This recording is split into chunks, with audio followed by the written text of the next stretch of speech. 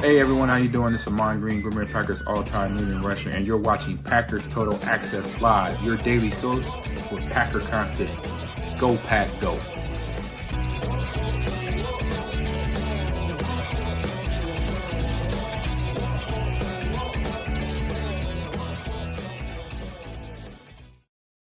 What's up, guys? Welcome into Packers Total Access. My name is Clayton. You can check us out on packernet.com. Find me on Twitter at Packers_access.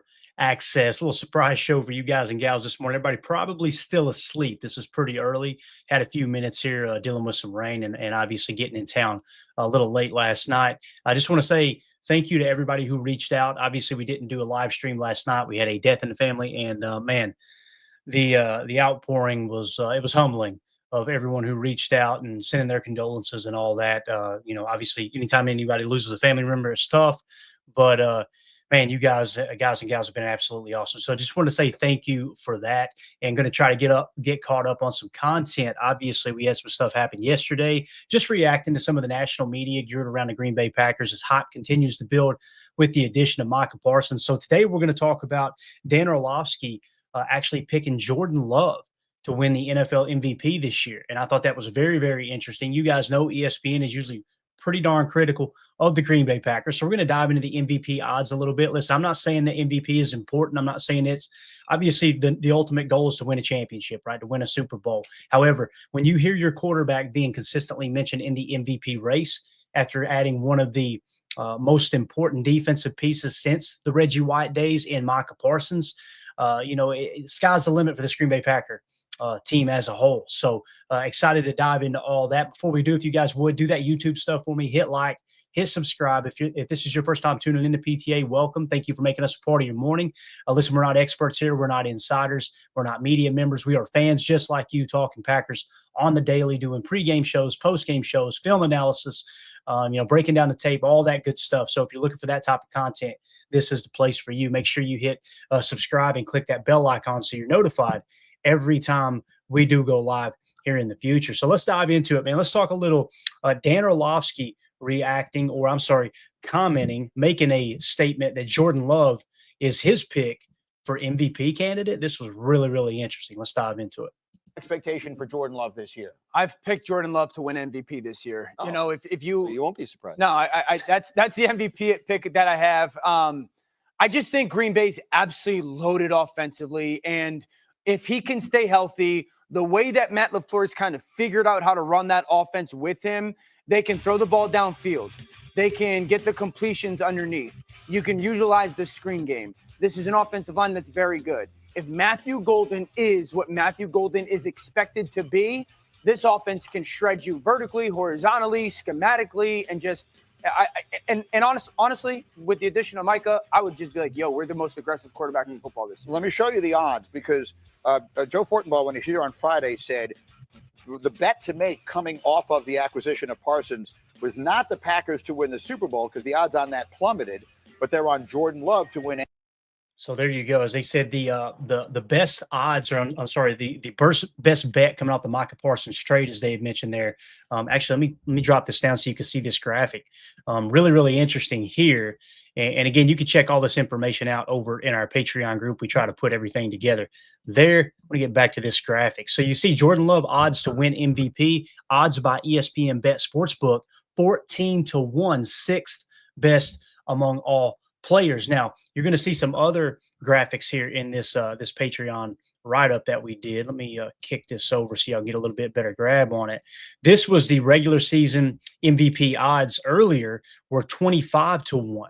Okay, so obviously with the addition of Micah Parsons, books are kind of shuffling around, both the win-loss total for the Packers. Now you're seeing the MVP race. It kind of trickle into that effect. But the 2025 NFL regular season MVP odds, looked it up just a second ago, unless it's updated in real time here recently, they had Lamar Jackson plus 450, right? Was this last year? This may have been last year. Hold up a second. So has it really shifted all the way to 14-1? This is breaking news here. Obviously, like I said, we got into town kind of late last night. I got to see if this really did change, because this might be, when they say 2025, obviously the award handed out in 2025, maybe 2026 is the actual date they're trying to attach to this. So this is why it helps to have people in here with me when we do go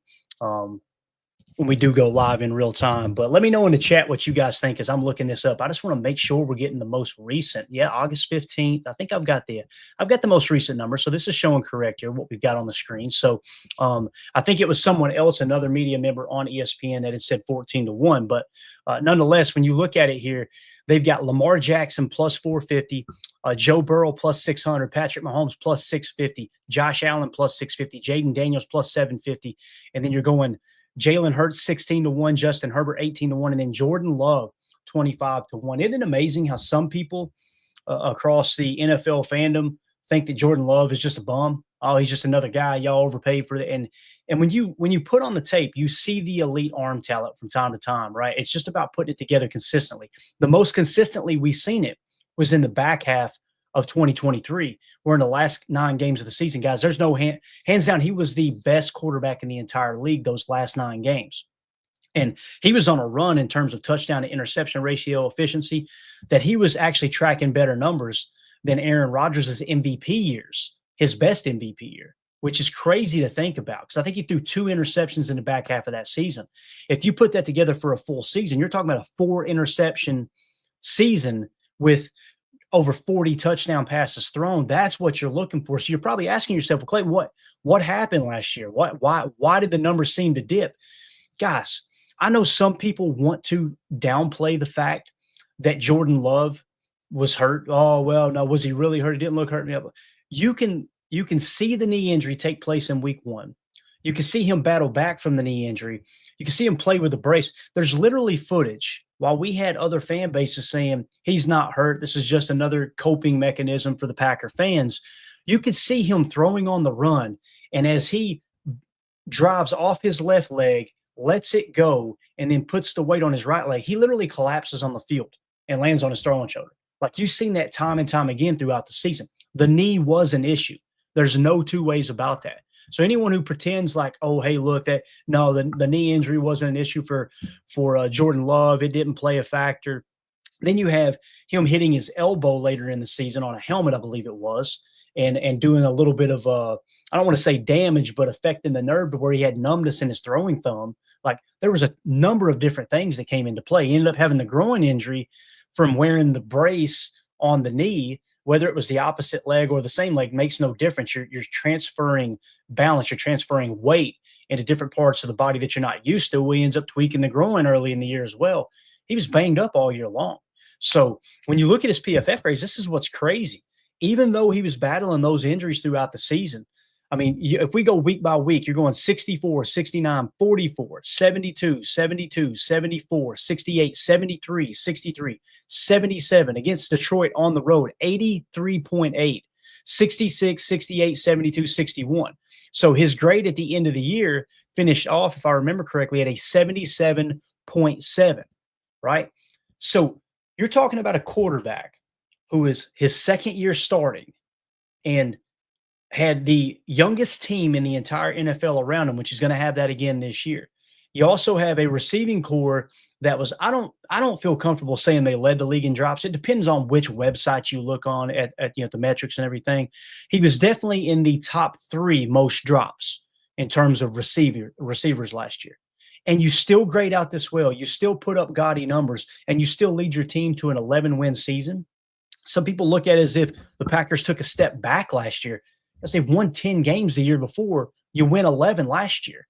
And I understand Malik Willis played a role in that as well. But if anything, it should give you more confidence in Jordan Love, knowing that he's going to be fully healthy. And look what Matt LaFleur was able to do with a backup quarterback, which, by the way, this is the other thing. It's easy for folks to write off the Malik Willis trade for the 7th round pick, right?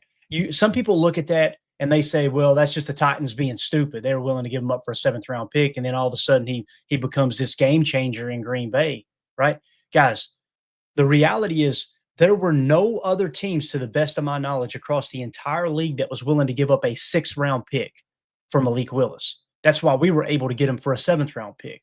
So this idea that Malik Willis is an absolute game changer, I think it's more on the plate of Matt LaFleur. And you're probably going, Clayton, what's that got to do with Jordan Love?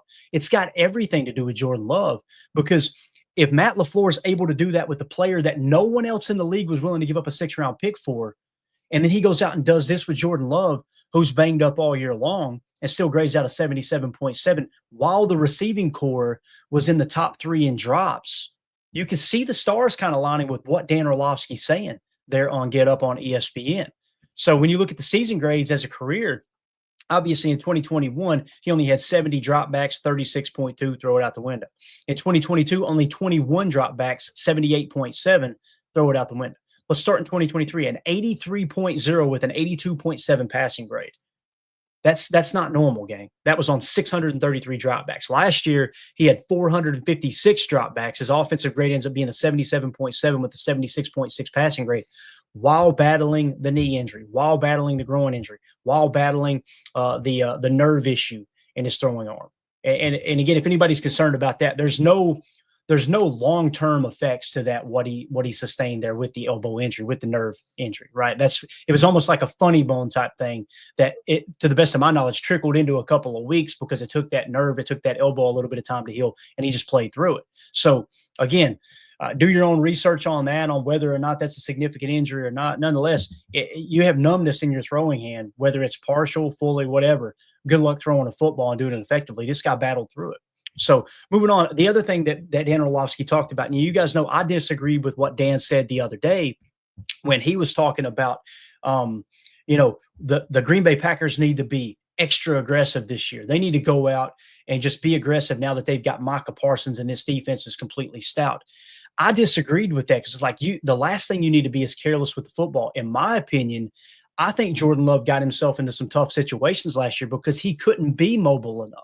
So when you're talking about MVP odds, as we seen last year with Josh Allen, the quarterback having the ability to scramble a little bit, in Josh Allen's case, a lot, same thing with Lamar Jackson, that can increase your odds for MVP. If you tack on an extra, 3 to 5 rushing touchdowns for Jordan Love on top of what he's capable of doing with the passing game and with Matt LaFleur at the play calling helm, that's where you're really getting into MVP territory.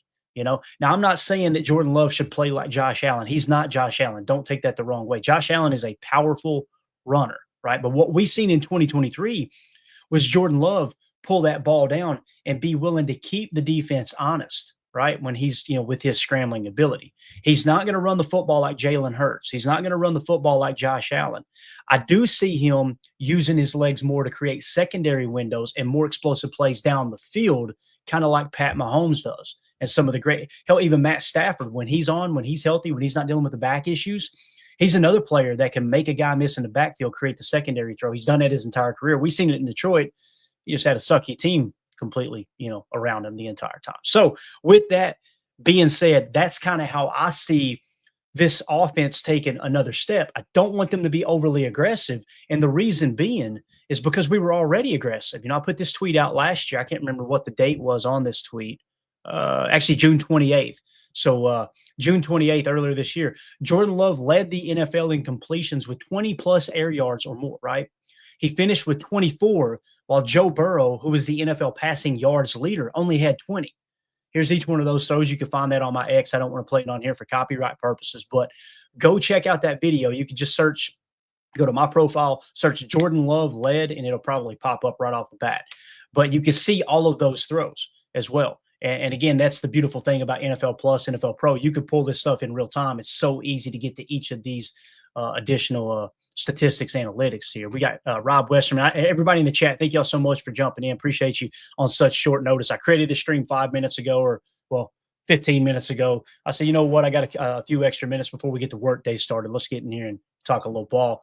Rob, good to see you, buddy. Hopefully you're doing well, my man. Morning, brother. Clean up the drops. Jordan should be able to get some big plays outside of the pocket this year since he's healthy, and improved offensive line. The stars are aligned. I didn't even talk about that, right, Rob? Didn't even talk about the offensive line, the fact that you go out and get Aaron Banks. You draft Anthony Belton. Whether you think those guys are going to pan out or not, I'm going to trust Goody.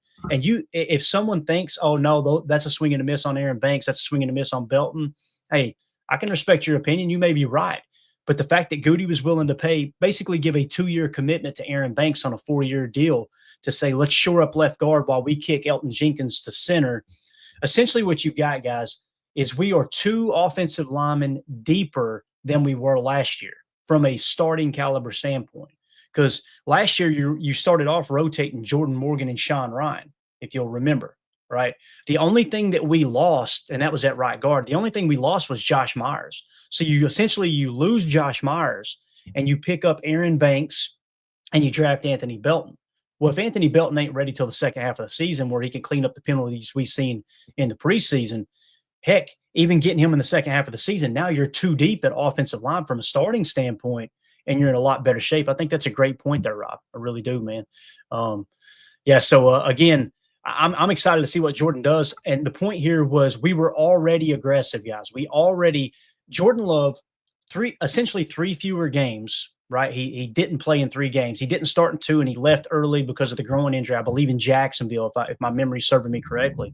So you're going to see that improve even more with the deep throws in terms of the just the overall statistics. I have a hard time believing if he had played 3 extra games last year, you wouldn't have seen him with even more passing yards in terms of throws with 20 plus air yards or more.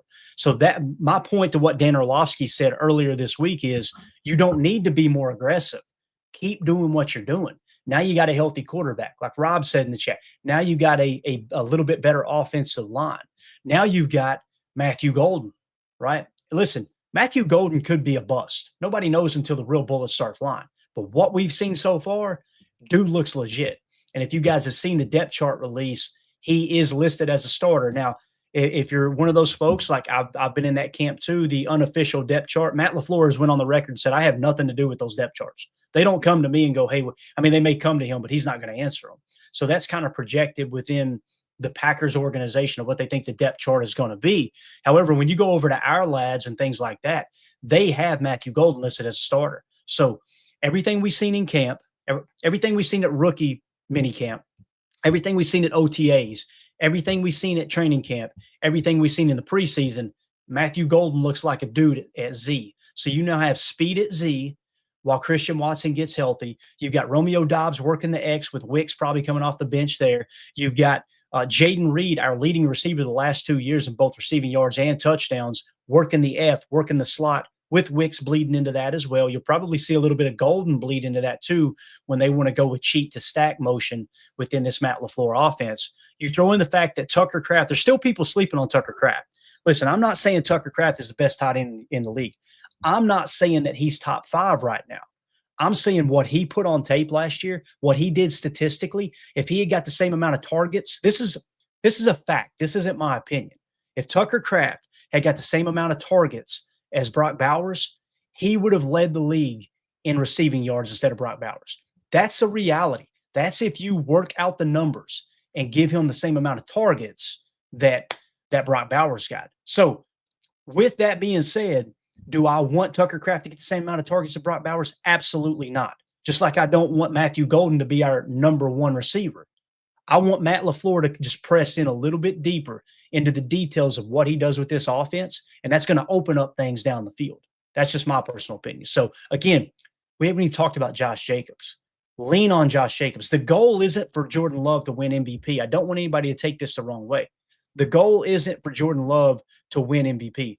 The goal is for the Packers to win the damn Super Bowl, period, case closed. So if that means Jordan Love winning MVP and Micah Parsons winning Defensive Player of the Year, then so be it. That's awesome news. But the fact that the national media is now identifying Jordan Love as, hey, this dude here is my pick to win MVP, when we're seeing it's anywhere from 25-1 to 14-1 odds, is a great sign that the Packers are trending in the right direction. Not just on defense because of the addition of Micah Parsons, but on offense because of Jordan Love and these young weapons. It's going to be exciting, man. And guys, we're just a few days away from game day. It's Wednesday, so we're going to get the injury report later on today at practice. I believe we'll get our first injury report. We'll see how everybody's healing up. Hopefully Elton Jenkins is good to go. We're hoping that straightens itself out.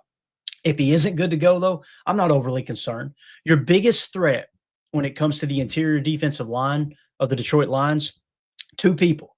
DJ Reader, and then you've got rookie Tyleik Williams, if I remember correctly, that's his name, from I may have the last name misrepresented there, from Ohio State. You guys know we had a first-round grade on him. He was first-round talent in our board. He's more of a nose tackle than a 3-tech, but just know they're banged up in the middle. To me, that's a recipe for duo all day long, run right at these backers. And now that Jordan Love's healthy, under center, play action off of that. And you can take advantage of trying to get those backers pulled up, stay away from the safeties, be aware they got one of the best, if not the best, safety tandems in all of football. So going to be exciting, man. I'm fired up for the season opener. Nothing like a little shadow casting across Lambeau Field for a 3:25 Central kickoff.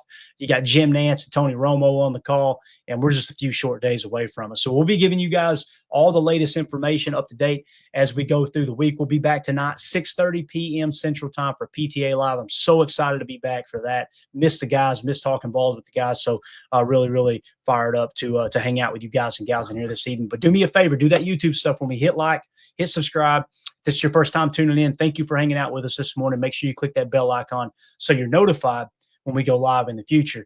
And again, thank you guys so much for the outpouring of support and obviously the prayers and thoughts and everything on the loss that we had in our family. So we'll see y'all tonight. Like I said, 6:30.